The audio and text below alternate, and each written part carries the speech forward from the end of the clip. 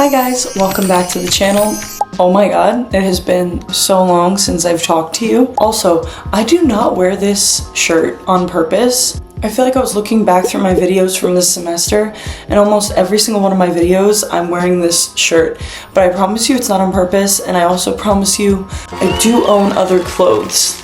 I think this is just, I like to film when I'm feeling comfortable and reflective and when I have something to say, and I'm usually in cozy clothes, and so that's what this is. So today I wanted to do kind of like a almost halfway, more like quarter of the year check-in when it comes to goals, because obviously in the beginning of the year we all set goals. You know, we have these big lofty goals for the new year, and there's all this pressure to change who you are and become a totally different person by the end of the year and do all these incredible things. Now, of course, absolutely nothing wrong with doing that, but as we've talked about before on this channel, it's important to do your goal planning in a way that is realistic so that you may actually achieve those things. So this year, when I came to planning my goals, I looked at the past years and I realized it wasn't working, you know, goal planning the way that I wanted it to. I wasn't accomplishing as much as I would have liked. So I thought to myself, let me stop listening to influencers for a little while and let me try to use a technique that is unique to me, something that really works for me and for the way that my brain works. I like to see things written down. I even may put notes on my phone, but for me, obviously, you all know by now, I'm a very big journaler. So as you can see, this is my journal from this semester alone. So before we get into the actual goals that I had, which by the way, goal-wise, I had 19 categories of goals that I wanted to accomplish with actionable steps, what to do when I'm not feeling motivated. We're gonna get into that in a second, but first I wanted to talk about a little bit of a technique that I've used for journaling lately. This is for the ADHD girlies, the people who feel as though it's just like a mess up here. It's noise and it's so loud, and I've gotten to the point where sitting in silence is really, really difficult because over and over and over and over again, it's just one thing after another in my brain. So watching a YouTube video, listening to an audiobook, listening to a podcast in the background, even during all of my mundane tasks, makes it so much easier for me to deal with the world. But I want to become okay with the silence. One of my goals for this year was that I wanted to have a quieter, clearer brain space. So one of the techniques that I came up with that I used in this beautiful journal is something called the Thought Storm Cloud. Now I'm going to flip. Also, I started doing these monthly check-ins. I highly recommend them. I think that they're so beautiful. It's very basic. I actually saw the idea on Pinterest. I'll throw up a picture of the one that I saw right here. And that's just like a really creative, easy way to get some color into your journal if you ever need it. Because in my opinion, the reason why I started doing the Thought Storm Cloud was to-do lists always felt a little bit too structured. I love my to-do list, but I wanted a space that I could write in that I felt like was just chaotic. Like I didn't have to write in a full sentence of what I needed to do. I could just write down whatever it was I was thinking about and I could deal with it. I love when I just cannot find what I'm looking for, even though I do a storm thought cloud almost every single day. Where the hell is this? This is actually like the first storm cloud that I did. What I usually do is around the journal page, I will draw like a cloud around the entire thing, and then I will write storm cloud of thoughts, and then underneath it I'll just doodle some lightning bolts or raindrops, and then I'll write down what I need to do. So here is an example. This is my first one I ever did, so it's not like as aesthetically pleasing, but it's just like, instead of writing, oh I need to do this or I have to call this, I just never more craft, schedule time, meeting room, cleanse with incense, wash dishes. Like it's not as complicated as like I need to do this at this time or I need to submit this assignment before this date. It's a lot easier. So yeah, that was just the technique that I wanted to share that I thought was really different and interesting and works for someone like me who their brain literally feels like it's running at 1,000,000 miles a minute all the time. And I can tell you that the storm cloud made me feel like a little bit less cluttered, a little bit less crazy up there. And I think a big symptom of anxiety is feeling like you're forgetting something all the time. Or like when you're relaxing and finally using your time for yourself, it feels as though you should be using it for something else, or there's got to be something better you can be doing with your time. So it's absolutely something I've been trying to work on, and I've been talking with my therapist about just accepting my time for what it is and allowing myself to do what I want instead of constantly worrying about what I need to do, what I'm supposed to do, instead just kind of going with the flow a little bit more. So I figured that could be a helpful technique for anybody else that suffers with any kind of anxiety or brain fog out there. Let's get into the actual topic of today's video, which is the quarter length of the year check-in for vision board goals. I'm moving out of college next week, so I actually did have a physical binder called the Game Plan that I had made for these goals. It was very simple. It was a black binder. I made a document and I uploaded all my techniques, blah, blah, blah, blah. And then I just printed it out and then I could flip through it. So that's what my thing was with the game plan. I needed actionable steps. I needed to know what to do when I wasn't feeling motivated. I needed to make the goal steps as small as possible so they didn't feel overwhelming, etc. So let's get started. We're gonna go through all my goals section by section, see where I'm at, and I'm also gonna show you guys my 2 vision boards, and we're gonna see some vision boards versus reality photos, if that makes sense. It's gonna be really fun, very exciting thing of here's what I put on my vision board, and here's what I've actually accomplished so far.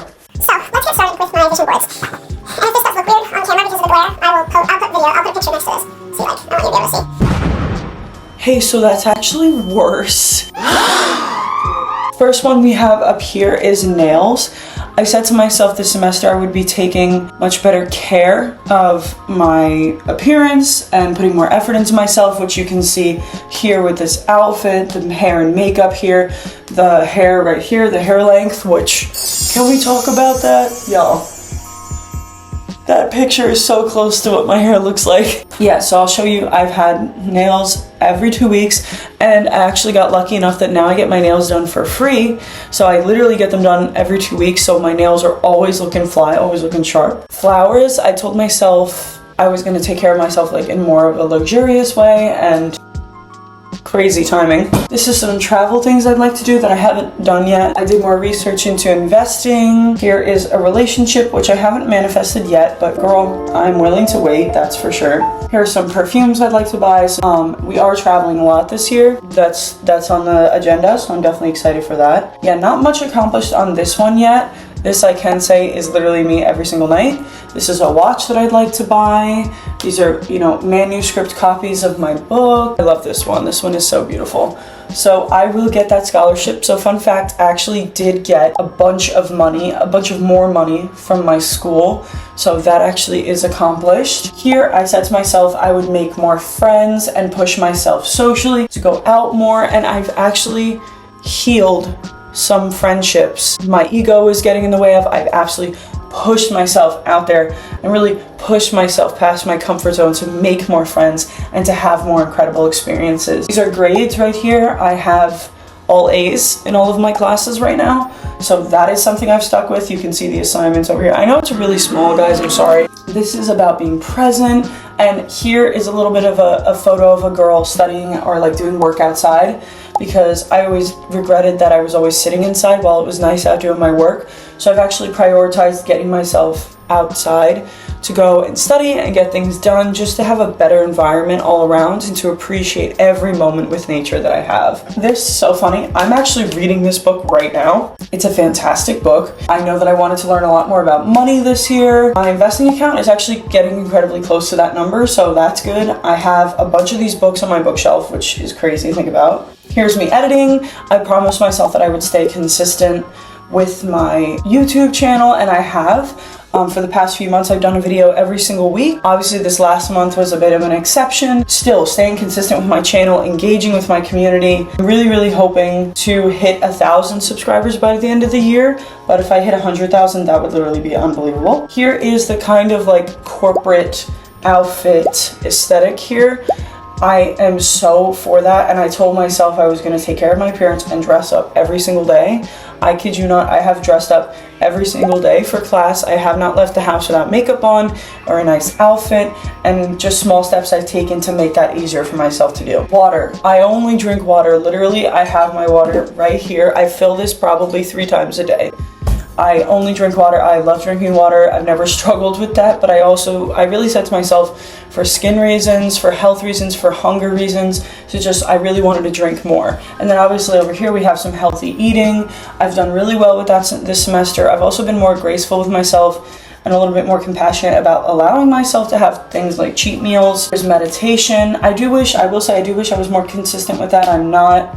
Here's journaling. I've been incredibly consistent with that. Therapy, I've gone every single week. Down here, some yoga. I've done a bunch of yoga workouts so far this year. Walks. I recently got an Apple Watch, and I've gotten 10,000 steps every single day since I've gotten that Apple Watch. So that was one of my biggest goals. But I want to talk about them more in detail here.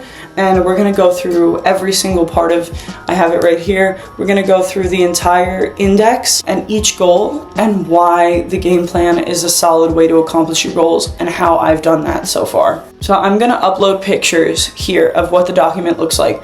But my biggest emphasis, and we're going to start with the workouts / gym routine. Now, I won't lie. Working out is the hardest goal for me, like, to be consistent with. And there's nothing wrong with that. I know that most people feel that way. So for me, it's been about turning it into something I enjoy.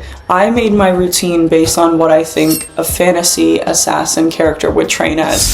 I'm trying to convince myself that I'm training for strength instead of focusing on appearance reasons. While appearance reasons are totally valid, it just ends up creating more insecurity for me personally.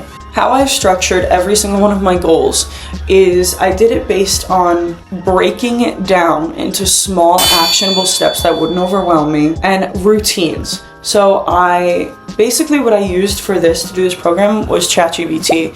I basically explained in like abhorrent detail what I wanted from ChatGPT. I said, I identified, here are my issues, this is what I usually struggle with, this is why I usually don't follow through with my goals. So I want to make an actionable plan that is feasible, simple, easy to understand, and also accommodating for someone who struggles with anxiety and depression and lack of motivation. And here's what I want to do. And then ChatGPT would just go nuts, and it has worked out so well for me. So for the working out, like I had a 4-day routine. Like I wanted 3 to 4 days I wanted to do, and I just wanted to emphasize movement, not so much specific weightlifting or specific exercises. I wanted to move my body for 10 minutes every single day. So, get my heart rate up for at least 10 minutes every single day. That was my goal in January. I did importance of active recovery days. I did pre-workout strategies, things that would help me visualize my goal and go after it. Getting to the gym, in my opinion, is the hardest part of working out. Once you're there, it feels a little bit easier to go through the motions, and then you end up sticking around and working out for longer than you thought you would. So for me, getting there was the hardest part. So I had visualization exercise, non-negotiable rules, and a ritual. I thrive on routine. I think a lot of people thrive on routine. So when you make your routine something fun and something that you look forward to, your goals don't feel nearly as dreadful anymore.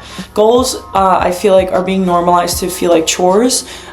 But why are you going to feel motivated to do something that you're dreading, if that makes sense? So make it fun for yourself. Make it exciting. Make yourself look forward to it. Even if you don't enjoy the activity itself, going into it, enjoy it. Because I can tell you, I feel so much better about myself putting on workout clothes and even just walking down to the gym with my water bottle in hand. I already feel better about myself. It's about honoring the promises that you made to yourself earlier in the year. So during workout strategies, I had gamify your workout, compete with yourself, shift your perspective, focus on what you do have, what your body can do, especially in a world where so many people are disabled, are ill. Be grateful for the things that your body can do for you. Find enjoyment, like I said, in it. And then post-workout strategies are just important. Really pat yourself on the back. Thank yourself for following through. Celebrate that. Reward yourself. Little things like maybe a piece of candy, or maybe you get to sit and be lazy for the rest of the afternoon. Read a book that you've always wanted to do. Don't watch a Netflix show that you've been dying to watch until you complete your workout. Reflect on your success. Again, reward yourself. It's okay to tell yourself you're proud of yourself. Just because there's some guy or girl out there who's doing 7 days a week, 3-hour-long workouts, doesn't mean that you cannot reward yourself or thank yourself for the efforts you're doing, okay? Comparison is the devil. Do not compare yourself to other people. And most of the time with fitness influencers, you're comparing yourself to someone whose literal job, like their 9 to 5 is working out. Of course they're gonna have the time for it. That's the career that they chose to build for themselves. Again, social media is crap. Do not fall for that, okay? So then I had a section called When You Feel Frustrated. Identify the trigger. break it down. Focus on consistency and not perfection. I think that was the biggest thing for me and for most people, that I felt like, okay, if my workout isn't perfect and I don't beat a personal record or I don't go as hard as physically possible, there's no point in me working out. And I've seen a huge trend on YouTube and Instagram Reels where it's like videos of people applying that logic of, oh, well, what's the point, to other areas of their life. Like Grow with Jo did one where she poured a little bit too much salad dressing, so she just poured the whole thing on herself.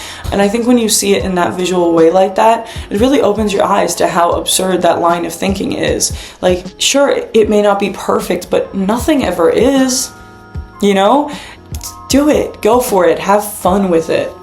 You're prioritizing yourself.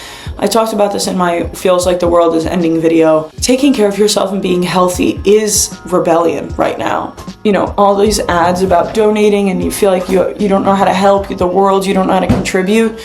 Grow as a person, do better, accomplish your goals. Be patient with yourself, be healthy, work out, eat healthy foods. That is an act of rebellion to be your best self, absolutely. If you want to hear more about that concept, I dive much deeper into it in that video, which I'll pop up a link right here so you can go watch it. It was a great video, I had so much fun filming it. When you lack motivation, use external accountability, schedule workouts like appointments, and remember your why, okay? You need to make your health and your movement or whatever goal it is, it doesn't have to be working out, it can be anything, a non-negotiable. You know, like let's say you would make a friend's birthday party, attending a friend's birthday party a non-negotiable. So why can't you do that when it comes to your goals for yourself? Do you feel as though you may not deserve that level of attention and commitment? Let's examine that even deeper. Why do you feel as though you don't deserve that commitment? A lot of times people believe people who don't work out are just lazy. But when you start to pick that glacier of ice apart and get to the core, you see a lot of self-esteem issues, a lot of lack of feelings of deserving, of worth. So to build ourselves up would be to overcome those feelings. I'm not gonna sit here and lie to you and tell you you're gonna love yourself 100,000% all the time, okay? But it can become easier. You're respecting yourself by following through on the promises that you make yourself, okay? You are respecting yourself. You are giving yourself the same respect that you would other people.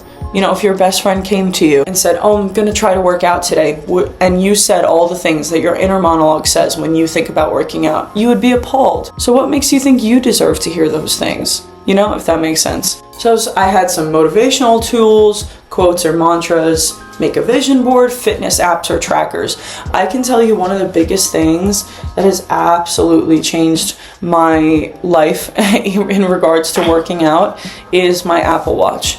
And originally I bought a refurbished one. It had a terrible battery life and I had to return it. And my mom stopped using hers, so I was lucky enough that she gave it to me. And I can tell you, dude, oh my goodness, this Apple Watch has completely changed the way that I view exercise. It's so motivating to see how close you are to like accomplishing your goals, because you can set what goals you want to accomplish every day. As of right now, my goals are stand for 12 hours a day, 20 minutes of exercise every single day, and burn at least 500 calories, whether that's active calorie burning, which means working out, raised heart rate, or just non-active, which is the calories your body naturally burns by going through everyday actions. That has absolutely changed my life. Now, I'm not gonna sit here and tell you, go and shell out $500 on an Apple Watch. No, because that's not what I was willing to do. But I got a refurbished one for literally $100. You could definitely do that. See if there's anybody in your local community. I'm a huge reuse, recycle, find out if there's anybody on Facebook that's willing to sell theirs. Don't buy a new one. Don't contribute to the technological waste that is already happening in this world. Try to buy it refurbished if you can, I would say. But yeah, it's been incredibly motivating to me because I'm actually seeing my physical progress. To close that fitness ring every single day is like the best feeling ever. What to do when I'm really struggling? Giving myself grace. Reassessing the plan. Is this working for me? Does this align with my goals? Get inspired. Get inspired. I love looking at Pinterest. I love looking at my vision boards when I'm not feeling inspired to work out. And one of my favorite things to ask myself is, what would my highest self do? Like, if I was the best version of myself, how would I act in this situation? And almost immediately it's like, well, I would get changed and go work out, no problem. So start acting, start showing up as that best self until you actually become them. I also added, like, for me, working out was like one of the harder categories, so it's a much lengthier section. So like daily motivational checklist, I had set your intention, visualize the success, plan workout time, choose inspiration, and then pre-workout, get ready, do a quick pep talk, set mini goals, and then post-workout, and then in the evenings, reflect on my day and plan for tomorrow. I also made like a monthly workout tracker that was like really easy to hold, you know, actually keep track of what I did. I never ended up using that. What I actually use instead is I have an app on my phone. This is not sponsored, by the way, called OnRise, and it's this super easy, amazing habit tracker app that it's completely 100% free. Like, I hate how those other habit apps make you have to pay for, like, once you hit a certain amount of habits, you have to pay for more, but no. I have probably 30 habits on here that I do every single day, and it literally feels like a video game because, like, they make these adorable little, like, sound effects, and you can, like, custom change whatever sound effects you want. It's like, let's say, like, I have here's some of my things here. Let's say, like, I already got dressed today, so you hear that? That's so cute. And then brush and oil hair, and then let's see, fill water bottle, like. And it's so easy, and it helps you just be accountable. So that's what I've done to keep track of everything. I'll try to keep the rest of this video brief, as it's already almost at the 30-minute mark, so I don't want to hold you here for much longer. But yeah, let's get into the food and nutrition plan. Now, I wanted to lose weight, so I set a daily calorie goal, and I used calculator.net to calculate based on my goals when I wanted to lose weight by, how many calories I should have, what my meals should look like, you know, options, what my grocery list should look like. This is actually what my grocery list looks like, and that's what I shop in every single time I go to the grocery store. So I'll show also a bunch of options. I've done really, really well with this semester, this part of the year so far.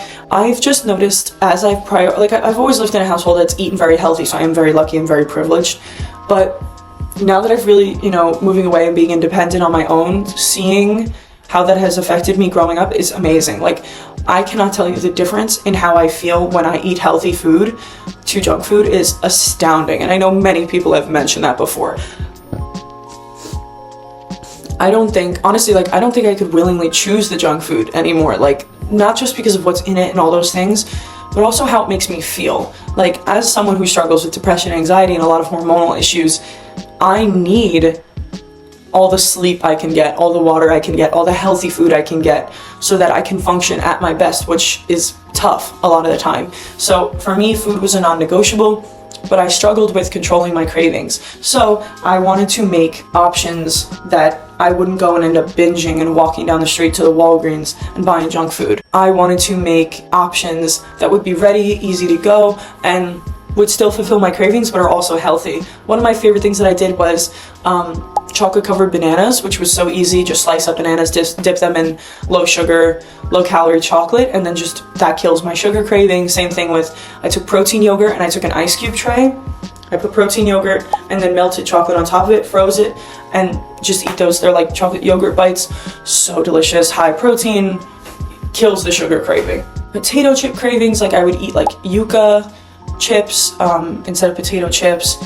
I would also allow myself to have potato chips if I wanted them, you know, like I'm not going to deprive myself. Also, Skinny Pop, the white cheddar popcorn, was my favorite substitute for that as well. I also, to save money on grocery shopping, I also budgeted, so I would go every 2 weeks, or I would do a huge haul that would last me a month, which is what I've done the last 2 months, and I think I prefer that because I don't like to have a set meal plan. I like to try all different recipes. So again, that's why I have my grocery list. Like, I love to buy a bunch of different things like chicken, beef, shrimp, tofu, cottage cheese, Greek yogurt, eggs, flavored sweet protein yogurt, celery, carrots, broccoli, mixed veggies, like all different things, so that I can just pull one out of the fridge and make whatever healthy recipe I'm feeling instead of feeling limited to the same meals every single day, you know, fresh fruit, things like that, etc. So I would say that really, really, really works for me. That works really well. So just making sure that I'm keeping, you know, sweets and treats around, and sweet treats themselves, like frozen grapes, was also a great snack option for me.